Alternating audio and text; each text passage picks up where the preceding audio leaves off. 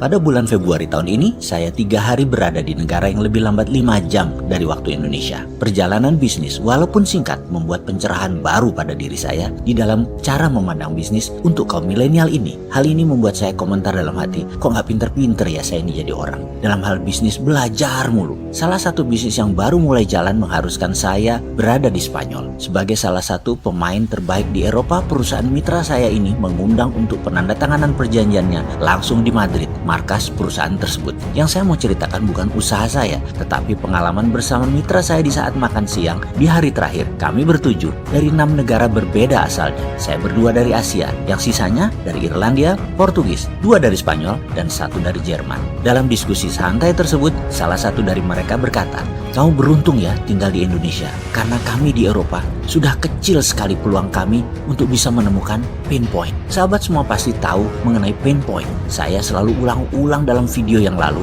kemampuan melihat pain atau titik derita ini pada sebuah masalah dan menemukan solusinya, itu adalah peluang bisnis yang luar biasa besarnya. Kita review sebentar tentang pain point. Misalnya, macetnya Jakarta dan masalah distribusi barang sehingga melahirkan industri yang namanya GoFood, GoShop dari Gojek, GrabFood, dan lain sebagainya adalah kemampuan mereka melihat pain point. Itu pelajaran singkat mengenai pain point ini. Catatan penting, semakin besar masalah yang diselesaikan atau terobosan untuk mempermudah hidup, akan semakin besar profit atau keuntungan menyertainya juga. Juga semua ini besar nilainya untuk bisnis Anda. Seperti Apple Incorporated lakukan dengan iPhone, yang menggabungkan telepon dengan semua aplikasi adalah solusi memindahkan semua tools ke tangan. Membuat Apple Incorporated sekarang nilainya $1.000 billion market capitalization-nya. Ini sama dengan 50 kali APBN Indonesia yang 2.000 triliun rupiah. Juga kalau dibandingkan BUMN Indonesia, Apple itu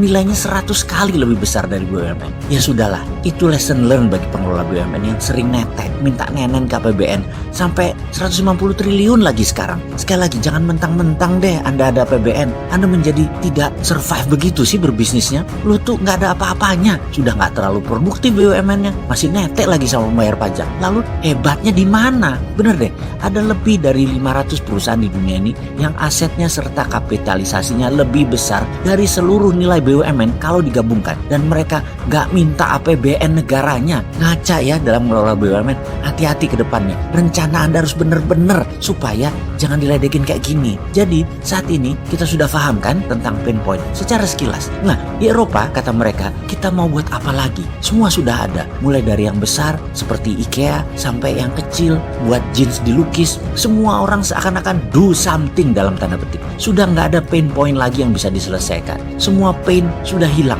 Kami terus mencari dan mencari, terus mencoba semua orang berpindah negara satu negara Eropa lainnya, dan generasi muda sekarang paling-paling bekerja jadi pegawai saja maksimum bisanya. Bayangkan, sampai nano niche sudah ada pemainnya.